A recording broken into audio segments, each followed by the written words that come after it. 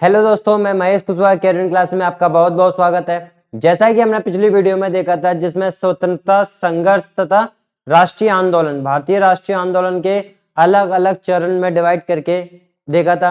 पहले उदारवादी नेता, फिर क्रांतिकारी नेता, उसके बाद हमने गांधीवादी को यूज मतलब वीडियो लिया था, ठीक है, गांधी युग के बारे में, जिसमें महात्मा गांधी ने कौन कौन से आंदोलन चलाए थे और कैसे क्या काम किए थे। आज जो हमारा वीडियो होगा वो होगा स्वतंत्रता संघर्ष और भारतीय राष्ट्रीय आंदोलन के जो अन्य महत्वपूर्ण आंदोलन है, जिसमें कुछ क्रांतिकारी नेताओं का भी हाथ रहा, जैसे कि भगत सिंह की बात करें तो ऐसे कुछ बचे हुए जो हमारे आंदोलन है उसकी चर्चा हम यहाँ पर करेंगे।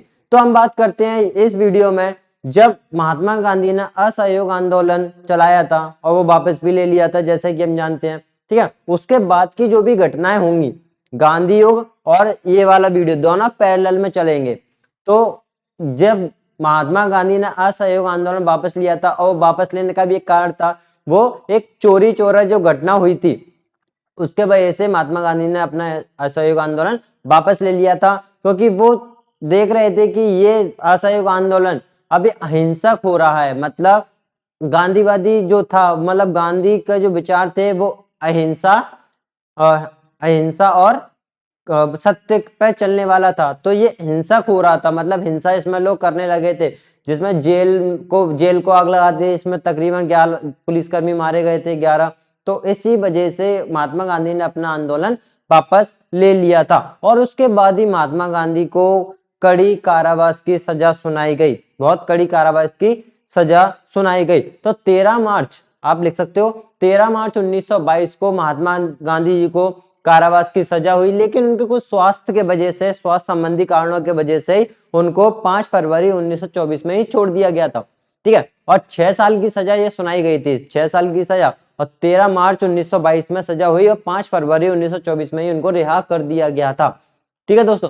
तो ये था महात्मा गांधी के बारे में, और हम पहले भी चर्चा कर चुके हैं। अगर जिसने हमारी पहली वीडियो नहीं देखी है तो वो नीचे डिस्क्रिप्शन में लिंक्स दी हुई है, सारी इतिहास की जो भी वीडियो है, चाहे वो प्राचीन इतिहास हो, चाहे मध्यकालीन इतिहास हो, चाहे वो आधुनिक इतिहास हो, हम उसकी चर्चा कर चुके हैं। तो आइए हम यहाँ पर चर्चा करते हैं। सबसे पहला पॉइंट, जैसा कि आप देख रहे हो, मेवाड़ भीड़ आंदोलन, भील आंदोलन।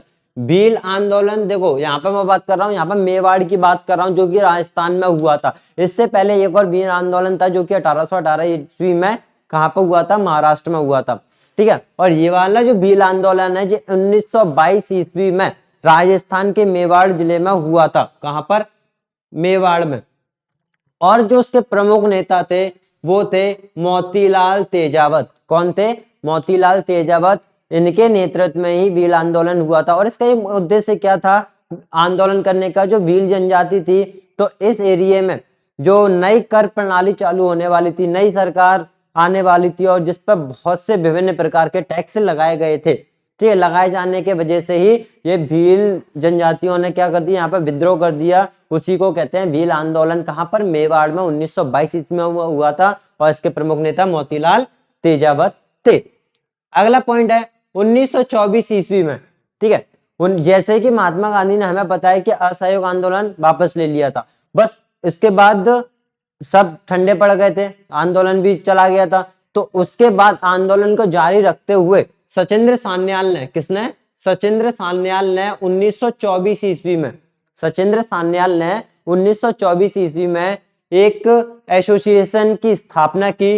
वो था हिंदुस्तान एसोसिएशन, ठीक है, हिंदुस्तान रिपब्लिकन एसोसिएशन है पूरा, Hindustan republication association, Hindustan Republican association, जो कि कानपुर में स्थापना की। किसने? सचिंद्र सान्याल ने, सचिंद्र सान्याल ने, ठीक है। उसके बाद एक ये है हिंदुस्तान रिपब्लिकन एसोसिएशन। उसके बाद 1928 में भी कि उसकी चर्चा हम बाद में करेंगे। तो सबसे पहले यहाँ पे इसी क्रम में चलते हुए हम बात करते थे कि जब ये इसकी स्थापना हुई, हिंदुस्तान रिपब्लिकन एसोसिएशन की स्थापना हुई, उसके बाद एक बहुत बड़ी घटना सामने आई, वो काकोरी कांड के नाम से जानी जाती है।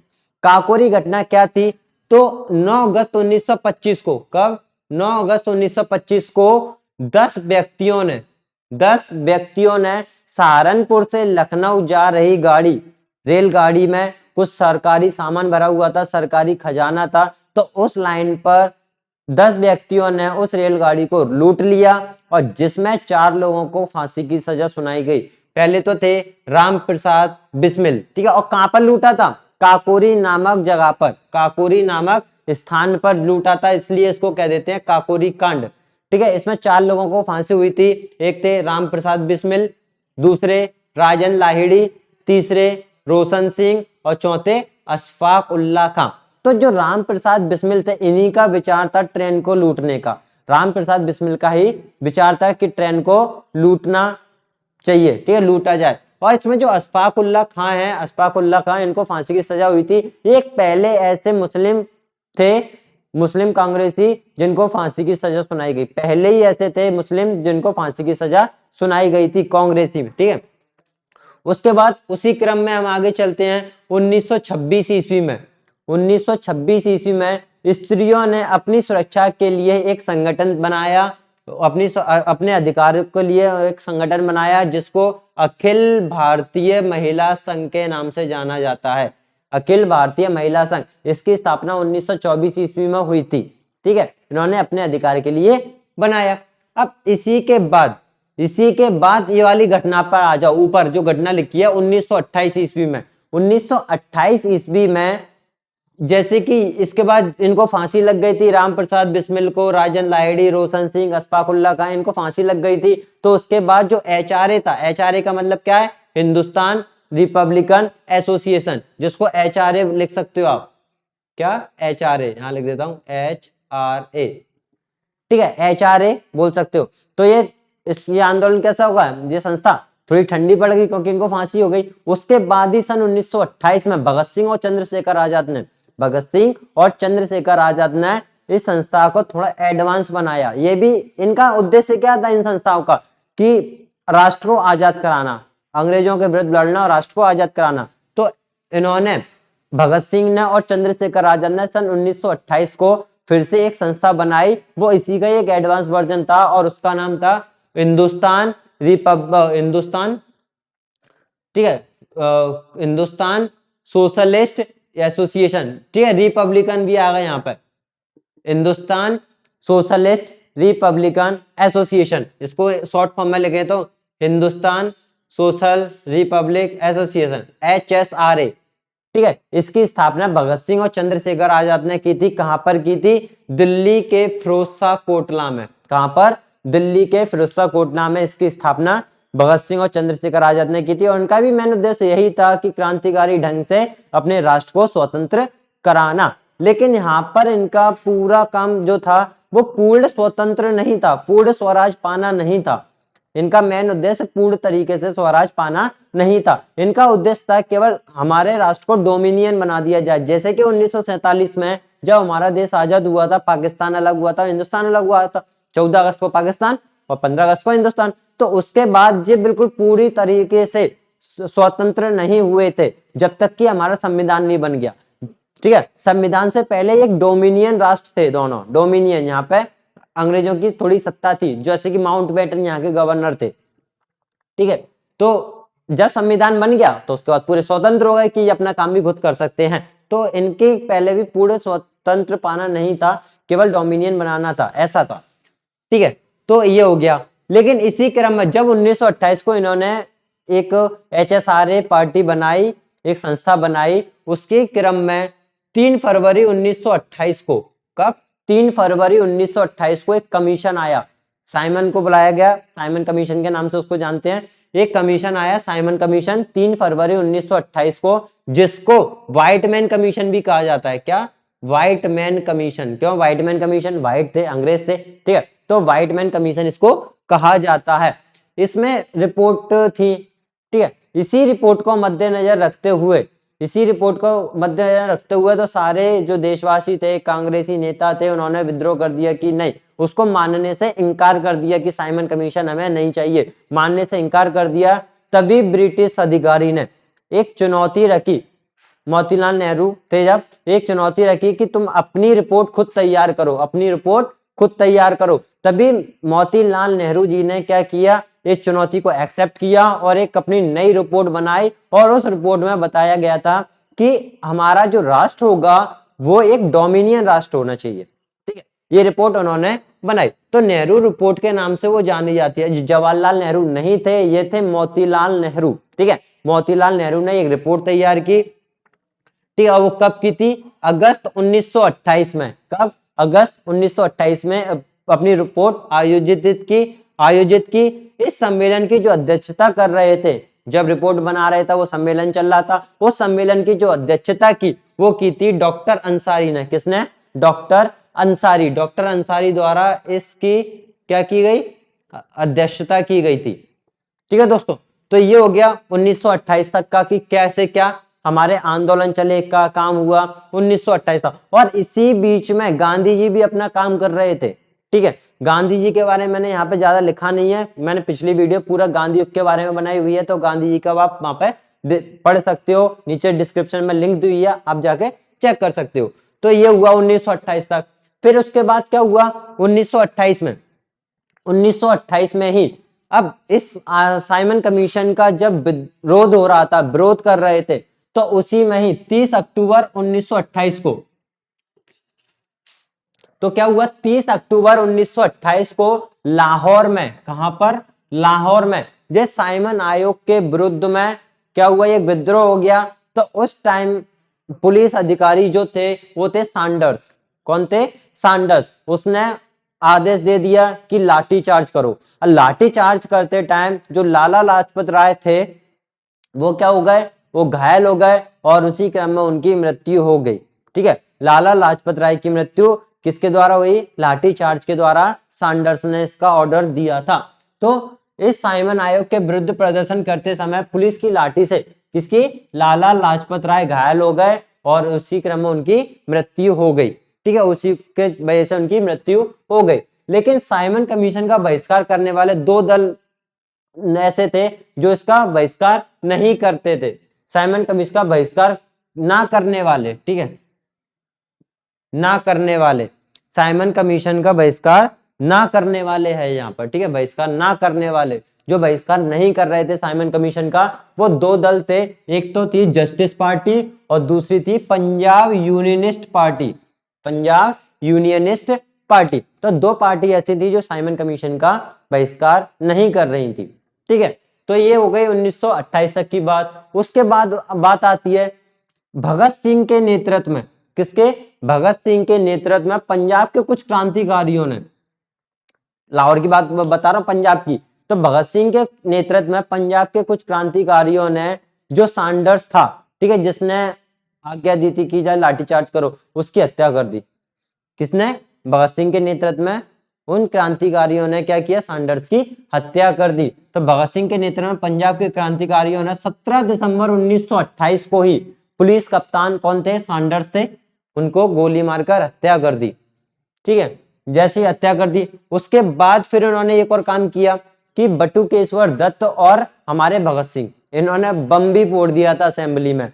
तो पब्लिक सेफ्टी बिल पास करने के वजह से, पब्लिक सेफ्टी बिल पास होने के विरोध में ही क्या कर दिया? 8 अप्रैल 1929 ईस्वी को, 8 अप्रैल 1929 ईस्वी को किसने? बटुकेश्वर दत्त और भगत सिंह दोनों ने दिल्ली में सेंट्रल असेंबली में क्या किया? दिल्ली में सेंट्रल असेंबली में, सेंट्रल लेजिस्लेटिव असेंबली कह सकते हो, सेंट्रल लेजिस्लेटिव असेंबली में खाली कुर्सियों पर बम बारी कर दी, बम फेंकना चालू कर दिया।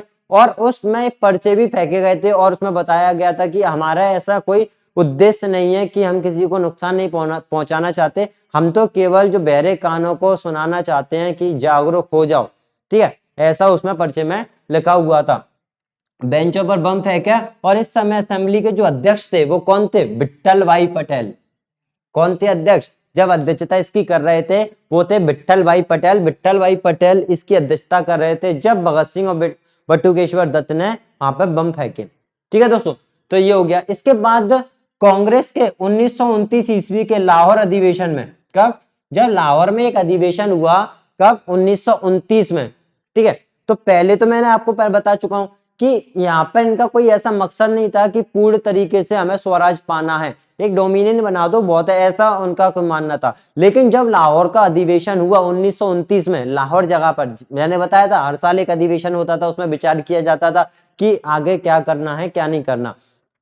तो 1929 में क्या हुआ, एक अधिवेशन हुआ, ठीक है, लाहौर अधिवेशन जिसको हम बोलते हैं। लाहौर में एक अधिवेशन हुआ, उस अधिवेशन में अपने राष्ट्र को स्वतंत्र कराने के लिए उन्होंने क्या बोल दिया कि पूर्ण स्वराज, ठीक है, पूर्ण स्वराज चाहते थे, पूर्ण स्वराज, कि हाँ पूर्ण स्वराज ही अब अपना लक्ष्य होना चाहिए, हमें कोई डोमिनेंस से मतलब नहीं, पूर्ण स्वराज, पूरी तरीके से स्वतंत्र हमें होना है, पूर्ण स्वराज का अपना लक्ष्य घोषित कर दिया। और इसी अधिवेशन में 26 जनवरी 1930 ईस्वी को, ठीक है, इसी अधिवेशन में मैं और आगे इसमें बात करता हूँ, लाहौर अधिवेशन में, और जो इसकी अध्यक्षता कर रहे थे लाहौर अधिवेशन की, वो थे पंडित जवाहरलाल नेहरू, उसमें लिखा नहीं है, मैं आपको वैसे ही बता देता हूँ।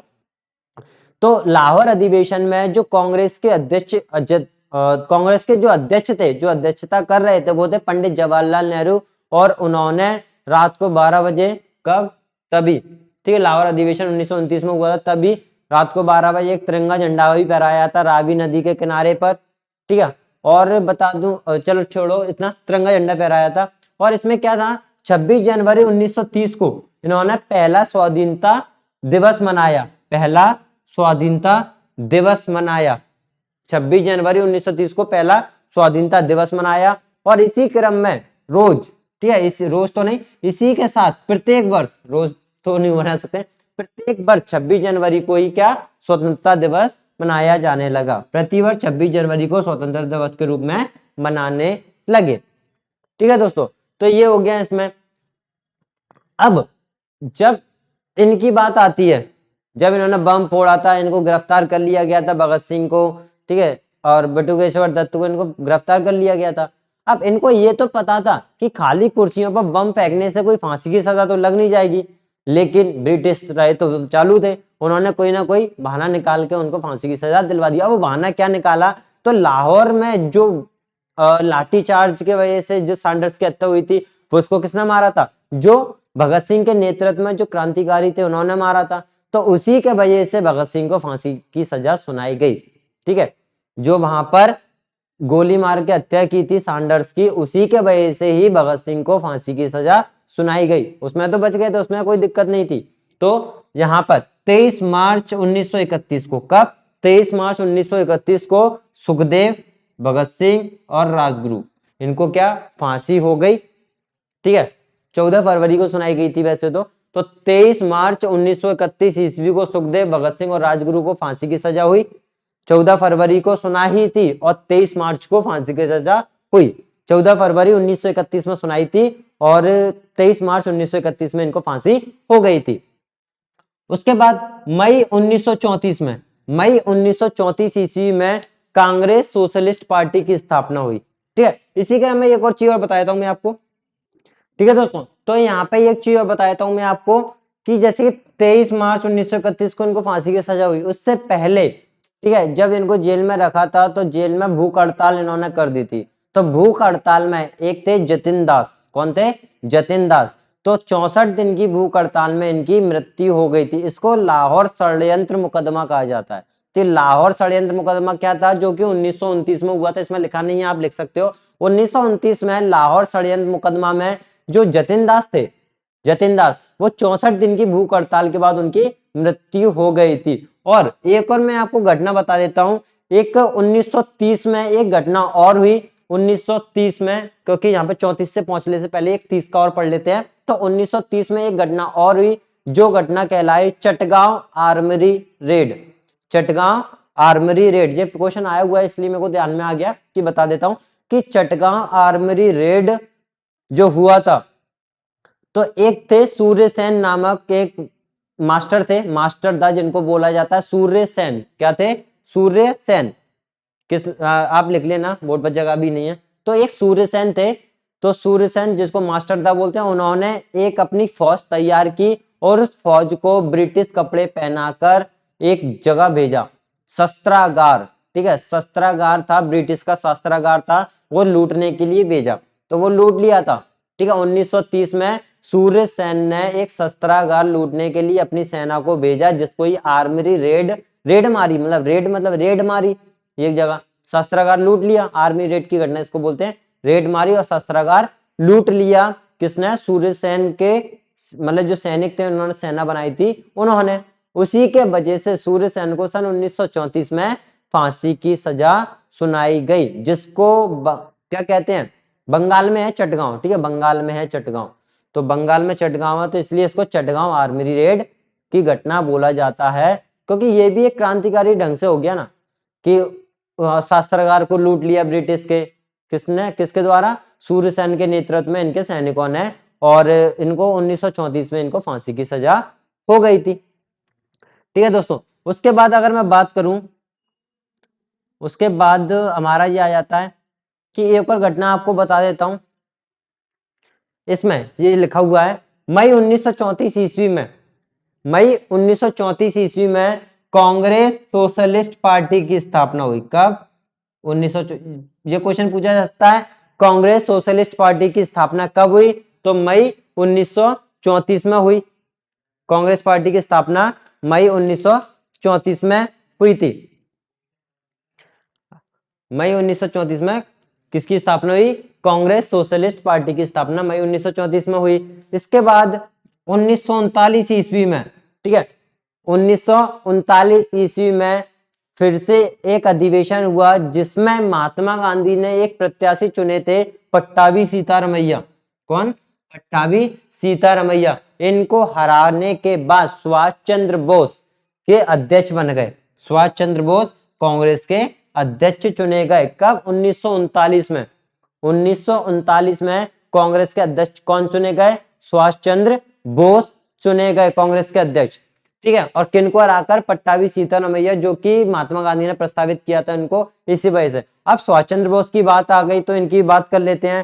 सुभाष चंद्र बोस की थोड़ी परिचय देख लेते हैं। तो सुभाष चंद्र बोस का जो जन्म बताया जाता है वो 23 जनवरी 1897 में सुभाष चंद्र बोस का जन्म हुआ था। कहां पर हुआ था? कटक में, जो कि उड़ीसा में पड़ता है। ठीक है, कटक में, जो कि उड़ीसा में पड़ता है, 23 जनवरी 1857 को। और बात करेंगे इनकी भी, कि इन्होंने फौज बनाई, आजाद हिंद फौज, जो कि रंगून में इसका मुख्यालय था। ठीक है, तो इसकी भी चर्चा हम बाद में करेंगे। तो आप यहाँ का इस तरह का स्क्रीनशॉट ले सकते हो, उसके बाद हम बात करते हैं।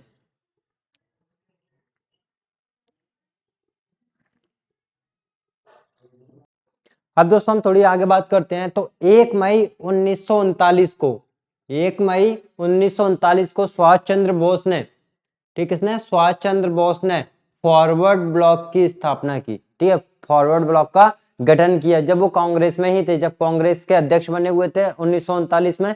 तो 1939 में ही, 1 मई 1939 में ही सुभाष चंद्र बोस ने फॉरवर्ड ब्लॉक का गठन किया, और इन्होंने ही स्वतंत्रता संघर्ष के दौरान ही फ्री इंडियन लीजन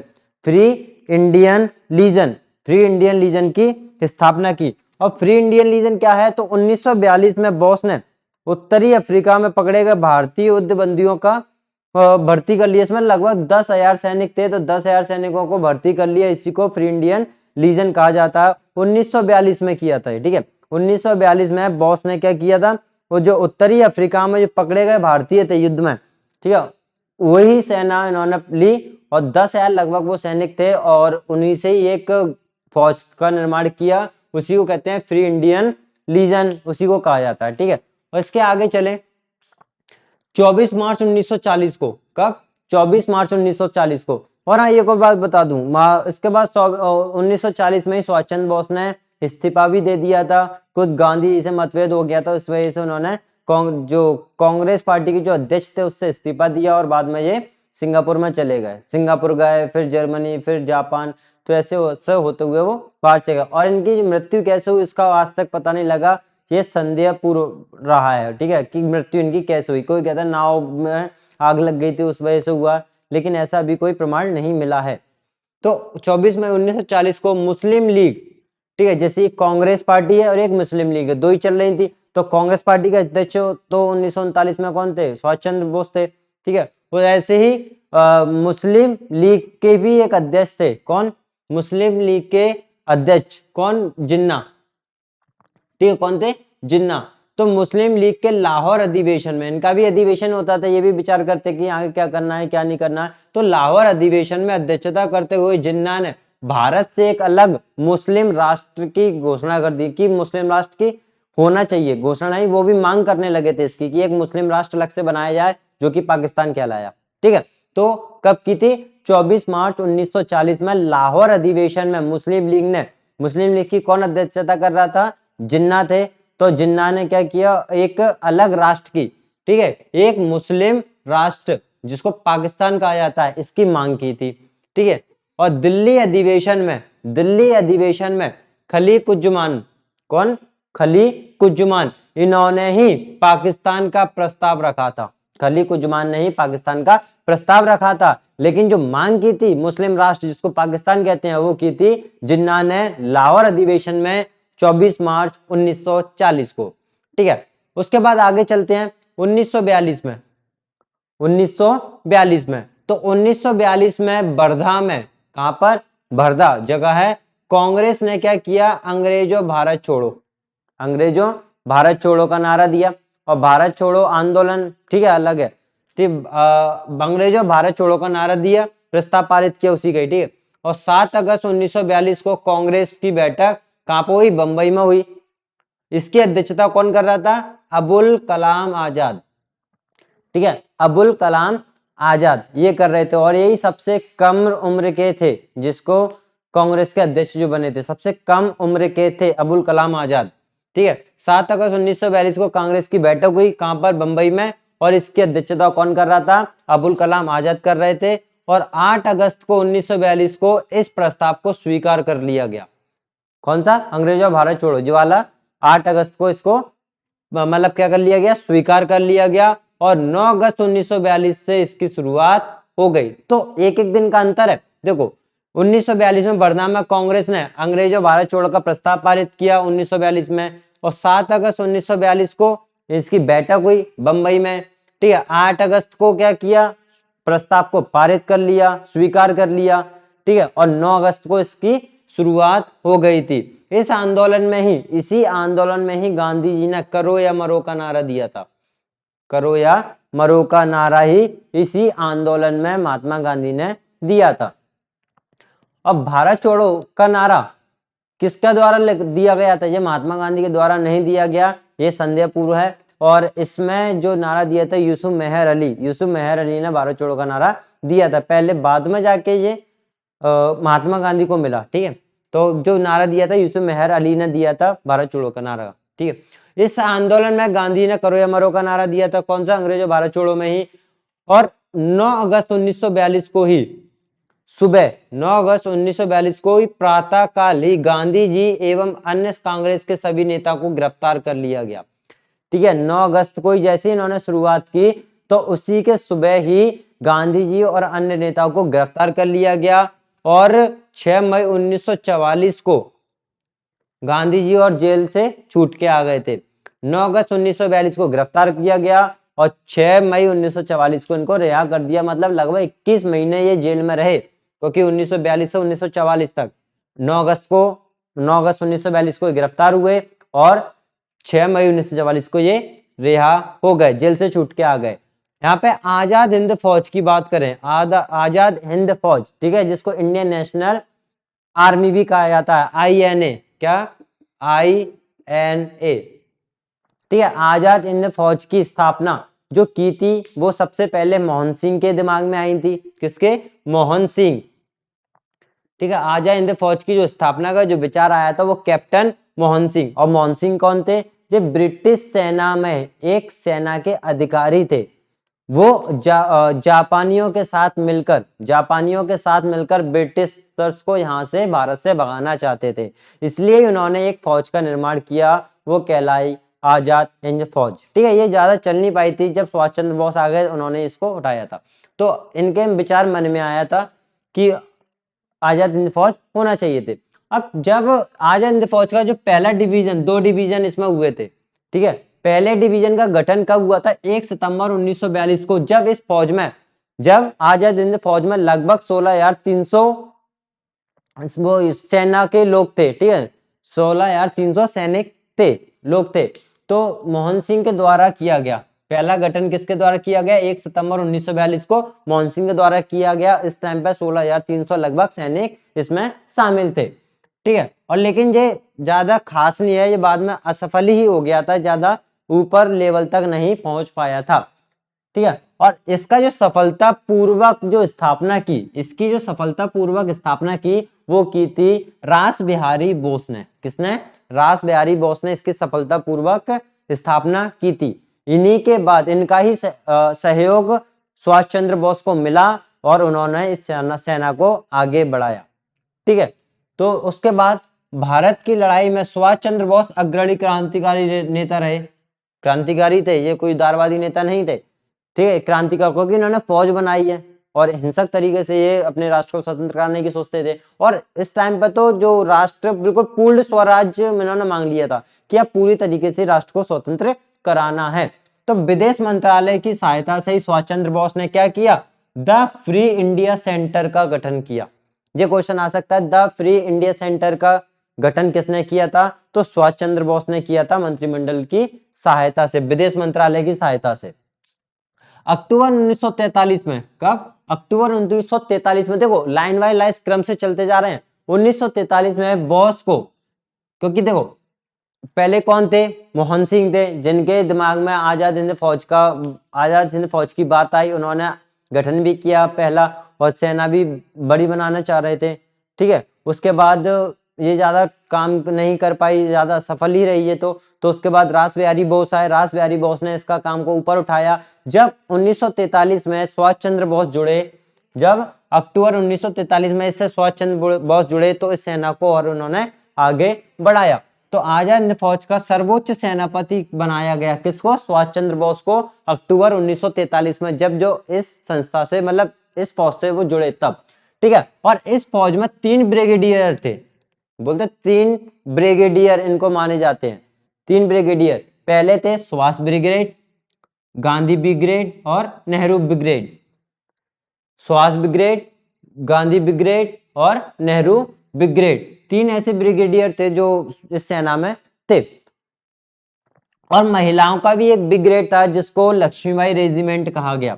महिलाओं का भी एक ब्रिगेड था जिसको लक्ष्मीबाई रेजिमेंट कहा गया। ठीक है। 8 नवंबर 1943 को ही, 8 नवंबर 1943 को ही जापान ने अंडमान एंड निकोबार जो द्वीप है, सब जानते हैं अंडमान एंड निकोबार, तो जापान ने ही अंडमान और निकोबार द्वीप किसको सौंप दिए थे? सुभाष चंद्र बोस को सौंप दिए थे। और इन्होंने ही अंडमान और निकोबार द्वीप का ही नाम क्या रख दिया? शहीद द्वीप और स्वराज द्वीप रख दिया।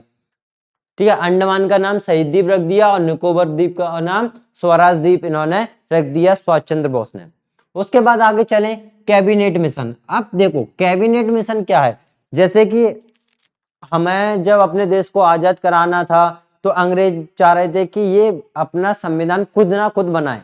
ठीक है। संविधान बनाएंगे, अपना खुद का संविधान होगा, तब जाके हम देश को आजादी दे सकते हैं। वैसे ही हम इसको अपने हाल पे नहीं छोड़ सकते, क्योंकि जब संविधान ही नहीं बनाता तो फिर इसमें रूल्स क्या फॉलो होते, कुछ समझ में ही नहीं आता। तो इन्होंने एक संविधान सभा के बारे में भारतीयों ने सोचा, उस संविधान सभा कैसी होना चाहिए, उस पर एक कमेटी बिठाई, एक सभा बनाई। ठीक है। और वो सभा में कोई इलेक्शन नहीं होता था कि इलेक्शन कर दिए। ये सभा ऐसी थी जिसमें सब लोगों की सहमति होना बहुत जरूरी थी। ठीक है, सहमति होना जरूरी थी, इस वजह से। अब देखो कांग्रेसी जो थे वो अपनी अलग सभा बना रहे थे, और जो मुस्लिम लीग थी वो अपनी अलग सभा बना रही थी। वो अपना अलग संविधान बनाएंगे, क्योंकि वो एक चाहते थे कि पाकिस्तान एक अलग हमारा राष्ट्र होना चाहिए, और हम अपने राष्ट्र के लिए, अपने देश के लिए एक अलग संविधान तैयार करेंगे। तो ऐसी बात उनके मन में आ रही थी। तब कैबिनेट मिशन भेजा गया इंडिया में, कब? 1946 में। कैबिनेट मिशन ये इसलिए भेजा गया था क्योंकि संविधान से रिलेटेड जो भी काम थे, या फिर संविधान से रिलेटेड जो भी बातें थी, उसको मद्देनजर रखते हुए कि आगे क्या काम करना है और क्या नहीं। तो 1946 में जब कैबिनेट मिशन, कब? जब जो ब्रिटेन में प्रधानमंत्री थे वो थे एटली। कौन थे? एटली। ठीक है, एटली थे। तब 15 फरवरी 1946 को संविधान सभा की स्थापना के लिए भारत भेजा। किसको? कैबिनेट मिशन को 1946 में भेजा था। ठीक, कैबिनेट मिशन 1946 बोला जाता है। जब 15 फरवरी 1946 को संविधान सभा की स्थापना के लिए भारत में क्या भेजा? एक कैबिनेट मिशन भेजा, जो कि 24 मार्च 1946 को दिल्ली में पहुंच गया। कब? 24 मार्च 1940 को। 15 फरवरी 1940 को भेजा और 24 मार्च 1940 को आया, लगभग 1 महीने 9 दिन। ठीक है, तब ये आया। तब जाके विचार विमर्श हुए, ठीक है। मुस्लिम लीग ने बहिष्कार भी किया था, कुछ ऐसी बातें इनमें बोली गई थी, लेकिन बाद में जाके सब लोग राजी होने लगे थे। आपने संविधान पढ़ोगे तब आप पढ़ोगे इस चीज को। तब 24 मार्च 1940 को संविधान जो कैबिनेट मिशन था वो दिल्ली पहुंची। तो दिल्ली में पहुंचने के बाद सब कुछ होने लगा था, सब कि क्या बात करना है क्या नहीं। और जो उसके शिष्टमंडल के जो सदस्य थे, जो संविधान सभा के जो सदस्य थे, वो थे स्टैफोर्ड क्रिप्स, पैट्रिक लॉरेंस और एबी अलेक्जेंडर, ठीक है। ये दो के नाम इंपोर्टेंट हैं थोड़े, स्टैफोर्ड क्रिप्स और पैट्रिक लॉरेंस। आप जब लक्ष्मीकांत पढ़ोगे संविधान की तो उसमें आपको दो ही नाम लिखेंगे ज्यादातर, ठीक है। तो स्टैफोर्ड क्रिप्स, पैट्रिक लॉरेंस एवं एबी अलेक्जेंडर, ये इसके सदस्य थे। तो इन्हीं की सदस्यता में ये संविधान सभा के ऊपर बात की जा रही थी, ठीक, कैसे क्या संविधान बनाना है और क्या नहीं। और जैसे कि आप लोग सब जानते हैं संविधान का श्रेय किसको दिया जाता है, doctor B are Ambedkar ji को, ठीक है। उनके साथ भी लोग थे, ऐसा नहीं कि अकेला उन्होंने सब कुछ कर लिया, उनके साथ भी थे जो हर बातों पर विचार विमर्श कर रहे थे, उसके बाद ही हमारा संविधान बना हुआ है। तो प्रारूप समिति के अध्यक्ष थे डॉक्टर बी आर अम्बेडकर, अध्यक्ष थे इसलिए उनका नाम आगे आया। अब यहाँ पर चलते हैं कैबिनेट मिशन, ठीक है। कैबिनेट मिशन जब भारत में आया, दिल्ली पहुंचा, दिल्ली इसके सदस्य तो कौन थे, स्टैटफोर्ड क्रिप्स थे, पैट्रिक लॉरेंस थे, एबी अलेक्जेंडर थे। अब जब इस कैबिनेट मिशन को मुस्लिम लीग ने कब अपनाया, 6 जून 1946 को, 6 जून 1946 को मुस्लिम लीग ने इसको मिशन को अपना लिया, और 25 जून 1946 को कांग्रेस ने अपना लिया। दो ही तो पार्टी थी, एक मुस्लिम लीग थी, एक कांग्रेस थी। तो 6 जून को 1940 को कांग्रेस ने मुस्लिम लीग ने अपना लिया, और 25 जून 1940 को कांग्रेस ने इसको मान लिया, स्वीकृति इसको दे दी। उसके बाद माउंटबेटन योजना, देखो धीरे इसी क्रम में चलते गए, इन्होंने संविधान बनाना स्टार्ट कर दिया। जैसे कि हम जानते हैं संविधान को बनाने में कितना टाइम लगा था, 2 साल 11 महीने और लगभग 16 दिन ऐसी कुछ था, ठीक है। तो 18 दिन ऐसे कुछ थे। तो माउंटबेटन योजना को कांग्रेस कार्य समिति को 3 जून 1947 ईस्वी को बैठक में स्वीकार कर लिया गया। अब माउंटबेटन योजना क्या थी, तो माउंटबेटन योजना वो थी जिसमें बोल दिया गया था कि हाँ अब दो राष्ट्र बनेंगे, एक बनेगा पाकिस्तान, एक बनेगा हिंदुस्तान। वही माउंटबेटन योजना थी। उस माउंटबेटन योजना के तहत हमारा हिंदुस्तान अलग हुआ, पाकिस्तान अलग हुआ। तो उसका निर्णय ले गया था, कब लिया गया था, 3 जून 1947 को इसका निर्णय ले लिया गया था कि एक पाकिस्तान राष्ट्र बनेगा और एक हिंदुस्तान राष्ट्र बनेगा। और लगभग इसके 73 दिन बाद ही हमारा देश आजाद हो गया था, ठीक है। 3 जून को लिया था और हमारा 15 अगस्त, तो हमारा लगभग 73 दिन बाद, और पाकिस्तान की बात करें तो लगभग 72 दिन बाद ये देश आजाद हो गया था, ठीक है। स्वतंत्रता प्राप्ति के समय, जो स्वतंत्रता जब हमारे देश को मिल रही थी, उस समय जो कांग्रेस के अध्यक्ष थे वो थे जेबी कृपलानी, ठीक है। कांग्रेस के अध्यक्ष कौन थे, जेबी कृपलानी। और ब्रिटेन में जो प्रधानमंत्री बैठे हुए थे वो कौन थे, ब्रिटेन में जो प्रधानमंत्री बैठे हुए थे वो थे क्लीमेंट एटली। कौन थे, क्लीमेंट एटली, ठीक है। ये तो हो गया है। तो अब यहाँ पे एक छोटी सी इंपॉर्टेंट बात कर देता हूँ भगत सिंह के बारे में। तो भगत सिंह को जब भगत सिंह के विरुद्ध जो मुखबरी की थी, भगत सिंह के विरुद्ध जो मुखबरी की थी वो कौन थे, फणींद्र घोष, ठीक है। फणींद्र घोष ने मुखबरी की थी भगत सिंह के खिलाफ, और इनकी हत्या किसने कर दी, वैकुंठ शुक्ल ने इनकी हत्या कर दी। तो क्वेश्चन आ सकता है कि मुखबरी किसने की, फणींद्र घोष ने, और फणींद्र घोष की हत्या किसने की थी, वैकुंठ शुक्ल ने की थी। तो ये हो गया कुछ इंपोर्टेंट पॉइंट, और थोड़ा सा और है, आप जब तक इसको नोट कीजिए, स्क्रीनशॉट ले लीजिए, नोट तो कोई करेगा नहीं, स्क्रीनशॉट ले लीजिए और देख लीजिए पॉइंट पॉइंट मैंने नीचे अंडरलाइन करता गया हूं आपको समझाते हुए। आपको यहाँ दिख रहा होगा बहुत ज्यादा लिखा हुआ है, ये कोई बहुत ज्यादा नहीं है, यहाँ से केवल इंपोर्टेंट फैक्ट है, ठीक है। वो मैंने इसलिए थोड़ा ज्यादा लिख दिया क्योंकि आप थोड़ा अगर पढ़ोगे माइंड में एक बात एकदम सेट हो जाएगा कि क्या है क्या नहीं है। तो आप केवल इसका स्क्रीनशॉट ले लो, मैं आगे बताता हूँ। अरे दोस्तों आप जो बात करेंगे हम करेंगे जो इम्पोर्टेंट फैक्ट है कुछ, ठीक है, इम्पोर्टेंट फैक्ट की चर्चा करेंगे। यहाँ पे मैं कुछ इम्पोर्टेंट पॉइंट लिखे हुए हैं, आप देख सकते हो, केवल इम्पोर्टेंट जो प्री के मतलब के हैं हमारे। जैसे कि महात्मा गांधी द्वारा स्थापित हरिजन सेवक संघ, महात्मा गांधी ने हरिजन सेवक संघ की स्थापना की थी, और उसके जो संस्थापक थे वो अध्यक्ष, संस्थापक कौन थे महात्मा गांधी, और जो अध्यक्ष थे वो थे घनश्याम दास बिड़ला, ठीक है, घनश्याम दास मिर्जा इसके अध्यक्ष थे। गांधी जी ने कांग्रेस की स्थापना सदस्य गांधी जी को कांग्रेस की सदस्यता मिली हुई थी। ठीक है, उन्होंने 2 बार त्याग पत्र दिया था, एक 1925 में त्याग पत्र दे दिया और एक 1930 में। ये इंपॉर्टेंट फैक्ट है केवल, आप इनको याद रख सकते हो। तो गांधी जी ने 2 बार कांग्रेस से त्याग पत्र दिया था, एक बार 1925 में और एक बार 1930 में। उसके बाद आप देख रहे होगे बांटो और छोड़ो का नारा। ठीक है, बांटो और छोड़ो का नारा किसने दिया था? मुस्लिम लीग ने दिया था। कब दिया था? दिसंबर 1943 में। दिसंबर 1943 में जब कराची का अधिवेशन हुआ था, कराची में एक अधिवेशन हुआ था मुस्लिम लीग का, उस टाइम पे बांटो और छोड़ो का नारा मुस्लिम लीग के द्वारा दिया गया था।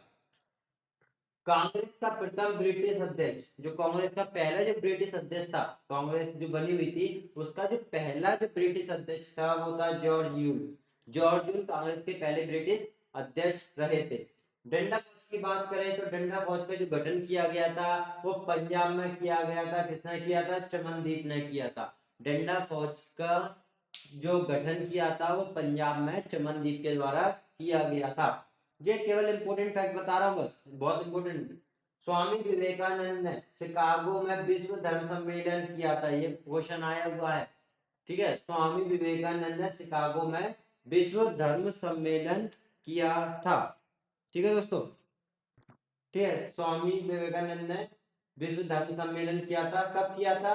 1893 ईस्वी में किया था। आप देख सकते हो यहाँ पे शिकागो में विश्व धर्म सम्मेलन 1893 ईस्वी में किया था। 1893 ईस्वी में। सबसे कम उम्र में फांसी लगने वाले जो थे, सबसे कम उम्र में किसको फांसी लगी थी? वो थे खुदीराम बोस। ठीक है, चंद्रशेखर आजाद नहीं थे, खुदीराम बोस थे जिनको सबसे कम उम्र में फांसी लगी थी। इंकलाब जिंदाबाद का नारा किसने दिया था? जैसे कि हम सब जानते हैं भगत सिंह ने दिया था, और भगत सिंह को ही शहीद ए आजम की संज्ञा दी गई है। शहीद ए आजम भगत सिंह को कहा जाता है और इन्होंने ही इंकलाब जिंदाबाद का नारा दिया था। ठीक है दोस्तों, और आगे बात करें, ठीक है, और इन्हें फांसी की सजा सुनाने वाले जो जस्टिस थे, ठीक है, न्यायाधीश, फांसी की सजा जिन्होंने सुनाई थी वो न्यायाधीश थे जीसी इल्टन। जीसी इल्टन ने भगत सिंह को फांसी की सजा सुनाई थी। और गांधी जी को सबसे पहले महात्मा किसने बोला था? जैसे कि मैं आपको बता चुका हूं पहले वीडियो में, रविंद्रनाथ टैगोर। रविंद्रनाथ टैगोर ने ही महात्मा गांधी जी को महात्मा की संज्ञा दी थी। इसके बाद इनका नाम महात्मा गांधी पड़ गया था, वो रविंद्रनाथ टैगोर ने दी थी। राष्ट्रपिता किसने कहा था? महात्मा गांधी को राष्ट्रपिता कहा जाता है, वो कहा था सुभाष चंद्र बोस ने। सुभाष चंद्र बोस ने महात्मा गांधी को राष्ट्रपिता की संज्ञा दी थी। राष्ट्रपिता सुभाष चंद्र बोस ने महात्मा गांधी को कहा है। वल्लभ भाई पटेल की बात करें तो वल्लभ भाई पटेल को सरदार की उपाधि मिली थी। जैसे कि हम जानते हैं सरदार वल्लभ भाई पटेल हम बोलते हैं, तो सरदार की उपाधि किसने दी थी? वो दी थी गांधी जी ने। गांधी जी ने सरदार की उपाधि दी थी। क्यों दी थी? ठीक है, तो वल्लभ भाई पटेल को सरदार की उपाधि बरदोली सत्याग्रह की सफलता के बाद, एक सत्याग्रह चलाया था बरदोली सत्याग्रह, उसकी सफलता के बाद, ठीक है, जय महात्मा गांधी ने इनको क्या दी थी? एक सरदार की उपाधि इनको दी थी। ठीक है, महिलाओं की ओर से सरदार की उपाधि महात्मा गांधी ने इनको दी थी। आगे बात करें, सुभाष चंद्र बोस को नेताजी कहते हैं, वो किसने बोला था सब इनको नेताजी? वो बोला था एडोल्फ हिटलर ने। एडोल्फ हिटलर ने इनको नेताजी कहा था। सुभाष चंद्र बोस को नेताजी एडोल्फ हिटलर ने कहा था। और गोखले, गोपाल कृष्ण गोखले की बात करें तो गोपाल कृष्ण गोखले के जो राजनीतिक गुरु रहे वो कौन रहे थे? राजनीतिक गुरु वो थे M G Ranade. M G Ranade Gopal Krishna Gokhale के राजनीतिक गुरु रहे थे। और महात्मा गांधी के राजनीतिक गुरु कौन थे? तो वो महात्मा गांधी के राजनीतिक गुरु थे गोपाल कृष्ण गोखले, जो कि मैं आपको बता चुका हूं। महात्मा गांधी के राजनीतिक गुरु कौन थे? गोपाल कृष्ण गोखले थे। अब जो बोस थे हमारे, बोस के सुभाष चंद्र बोस के राजनीतिक गुरु कौन थे? देशबंधु चित्तरंजन दास। कौन? देशबंधु चित्तरंजन दास, जो कि सुभाष चंद्र बोस के राजनीतिक गुरु रहे। अगर बात करें भारत का बिस्मार्क, भारत का बिस्मार्क किसको कहा जाता है? सरदार वल्लभ भाई पटेल को ही भारत का बिस्मार्क कहा जाता है।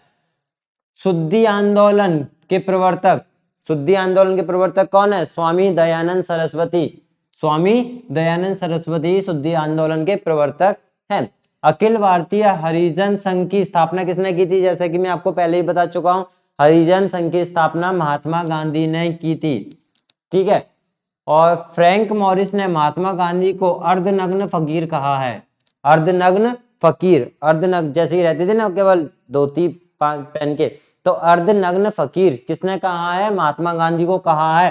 फ्रैंक मॉरिस ने बोला था ये वाली बात। फ्रैंक मॉरिस ने महात्मा गांधी को अर्धनग्न फकीर की संज्ञा दी है, अर्धनग्न फकीर कहा है।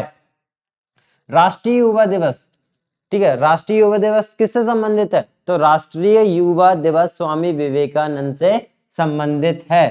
ठीक है। भारत के पितामह, भारत के पितामह किसको कहते हैं? दादा भाई नौरोजी। ये एक उदारवादी नेता थे, उदारवादी ढंग से अपने राष्ट्र को स्वतंत्र कराने की सोच रहे थे। ठीक है, क्रांतिकारी नहीं थे, ये उदारवादी नेता थे। दादा भाई नौरोजी भारत के पितामह कहे जाते हैं। बिना ताज का बादशाह किसको बोलते हैं? सुरेंद्रनाथ बनर्जी को। सुरेंद्रनाथ बनर्जी थे बिना ताज के बादशाह। ठीक है, इनको कहा जाता है बिना ताज के बादशाह सुरेंद्रनाथ बनर्जी को।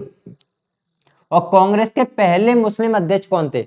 कांग्रेस में बहुत सारे अध्यक्ष आए, तो पहले जो मुस्लिम अध्यक्ष थे वो थे बहरुद्दीन तैयब जी, बहरुद्दीन तैयब जी। आगे बात करें, 22 दिसंबर 1939 को, 22 दिसंबर 1939 को कांग्रेस मंत्रिमंडल ने सामूहिक रूप से त्यागपत्र दे दिया। अब दिया क्यों था, इसका भी एक रीजन है। ठीक है, 22 दिसंबर 1939 को कांग्रेस मंत्रिमंडल ने सामूहिक रूप से त्यागपत्र दे दिया था। क्यों दिया था? एक चुनाव हुए थे। ठीक है, मैं बता देता हूं आपको, चुनाव हुए थे। ठीक है, चुनाव हुए थे, इसको प्रांतीय चुनाव कहा जाता है। प्रांतीय चुनाव, जब चुनाव हुए थे तो इसमें कांग्रेस को 8 सीटें मिली थी, 8 सीटें मिली थी, जिसमें 6 सीटों में तो कांग्रेस ने बिल्कुल पूर्ण रूप से बहुमत प्राप्त किया और 2 सीटों में गठबंधन हुआ था। और जिस 6 सीटों में पूर्ण रूप से उनको सीटें मिली थी, बहुमत मिला था, वो सीटें थी तो जैसे की बात करें संयुक्त प्रांत की, बिहार, उड़ीसा, मध्य प्रदेश, बंगाल, मद्रास, तो ये सीटें ऐसी थी 6 जिनमें पूर्ण रूप से इनको बहुमत मिला था कांग्रेस को, 2 सीटों में गठबंधन इनका हुआ था। तो 8 सीटें और 11 सीटों पर चुनाव हुए थे, 11 सीटों पर चुनाव हुए थे, जिसमें से 8 कांग्रेस के पास आई थी, 3 मुस्लिम लीग के पास गई थी, जो कि हमारी थी एक सिंध हो गई, पंजाब हो गई, ठीक है, और बंगाल हो गई। तो ये सीटें थी जो कि मुस्लिम लीग के खाते में गई। 8 सीटों के साथ कांग्रेस आ गई थी और 3 सीटें उनके पास थी। तो लेकिन हुआ क्या, 1939 में जैसे द्वितीय विश्व युद्ध का शुरुआत हो रही थी उस टाइम पर ही, तो ये ब्रिटिशर्स थे, ब्रिटिशर्स ने पहले ही ऐलान कर दिया कि भारतीय हमारा साथ देंगे, द्वितीय विश्व युद्ध में भारतीय साथ देंगे। लेकिन भारतीय तो साथ देना नहीं चाहते थे, क्योंकि वो पहले विश्व युद्ध से ही थोड़ा डरे बैठे थे, क्योंकि वे सोचते थे अगर पहले विश्व युद्ध में हम ब्रिटिशर्स का साथ देंगे तो ये हमारी मदद करेंगे और हमारी बातों को सुनेंगे। लेकिन ऐसा कुछ हुआ नहीं था, तो ये भी मना करने लगे थे सेकंड विश्व युद्ध में कि अब हम साथ नहीं देंगे, डरे हुए थे। लेकिन ब्रिटिशर ने ऐलान कर दिया कि नहीं, भारतीय हमारा साथ देंगे, बिना मंत्रिमंडल से पूछे। कांग्रेस का जो मंत्रिमंडल था उस मंत्रिमंडल से बिना पूछे उन्होंने ऐलान कर दिया। तो इस बात से नाराज होकर मंत्रिमंडल के जितने भी सदस्य थे, 8 की 8, उनने सभी ने इस्तीफा दे दिया। 22 दिसंबर 1939 को कांग्रेस मंत्रिमंडल ने सामूहिक रूप से त्यागपत्र दे दिया। और इसी दिन मुस्लिम लोगों को तो फायदा हो गया, मुस्लिम लीग को तो फायदा हो गया कि उन्होंने त्यागपत्र दे दिया। तो मुस्लिम लोग ने क्या किया, उसी दिन मुक्ति दिवस के रूप में मना लिया। मुस्लिम लीग ने उसी दिन को मुक्ति दिवस के रूप में मनाया। ठीक है दोस्तों, तो ये हो गया। अगर और बात करें आगे, पाकिस्तान शब्द का जन्मदाता, पाकिस्तान शब्द किसने दिया था? वो दिया था चौधरी रहमत अली ने। चौधरी रहमत अली ने पाकिस्तान शब्द का जन्मदाता इनको कहा जाता है, पाकिस्तान शब्द इन्होंने ही दिया था। ठीक है, आगे बात करें, इंडिपेंडेंस फॉर इंडिया। देखो, एक है इंडिपेंडेंस फॉर इंडिया लीग और एक है इंडिया इंडिपेंडेंस लीग, कंफ्यूज मत होना। इंडिपेंडेंस फॉर इंडिया लीग और इंडिया इंडिपेंडेंस लीग, जो दोनों अलग अलग है। तो इंडिपेंडेंस फॉर इंडिया लीग की स्थापना जवाहरलाल नेहरू और सुभाष चंद्र बोस ने की थी, और इंडिया इंडिपेंडेंस लीग की स्थापना रास बिहारी बोस ने की थी। ये कंफ्यूज मत है ना, दोनों में बोस बोस हैं तो तुम कितना भी कंफ्यूज हो जाओ। तो मैं फिर बता देता हूं, जो इंडिपेंडेंस फॉर इंडिया लीग की स्थापना सुभाष चंद्र बोस ने की थी और जवाहरलाल नेहरू दोनों ने मिलकर की थी। अगर इंडिया इंडिपेंडेंस लीग की बात करें तो रास बिहारी बोस ने इसकी स्थापना की थी। लास्ट पॉइंट है आर्य महिला सभा। आर्य महिला सभा इसकी स्थापना किसने की थी? पंडिता रमाबाई ने की थी। तो दोस्तों ये होगा कुछ इंपोर्टेंट फैक्ट, आप देख सकते हो यहाँ पे स्क्रीनशॉट ले सकते हो और एक एक करके आप दिमाग में रखोगे, आपको जल्दी याद हो जाएंगी, ज्यादा कोई बड़ी बात नहीं है ये वाली, ठीक है। तो बहुत सिंपल से पॉइंट्स हैं, हमने देख लिए हैं। तो दोस्तों मैं आपने चाहो तो इसका स्क्रीनशॉट ले सकते हो,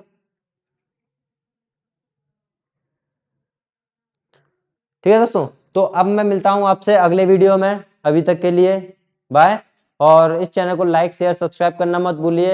अगली वीडियो में फिर मिलते हैं, और हाँ बेल आइकन पर जरूर क्लिक कर दिए, इससे हमारी वीडियो आपको टाइम टू टाइम नोटिफिकेशन के थ्रू मिलती रहे। जय हिंद, जय भारत, बाय।